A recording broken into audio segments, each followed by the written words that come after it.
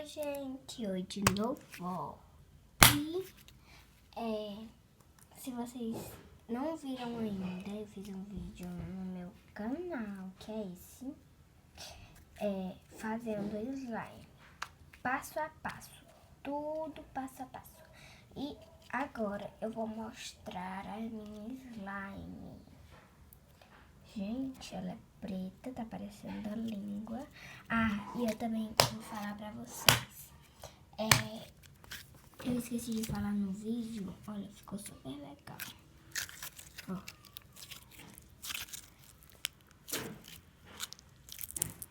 Eu esqueci de falar no vídeo, fazendo a slime, que vocês precisam pra guardar ela um potinho de sorvete bem pequenininho, assim, com tampinha, pra ela durar muitos dias. Teve uma minha que durou um mês, porque eu coloquei no potinho. Já eu fiz uma e esqueci de colocar no pote e eu fui dormir. No outro dia ela tava toda dura. Então, vocês colocam ela dentro de um pote. Eu tô fazendo uma cobra.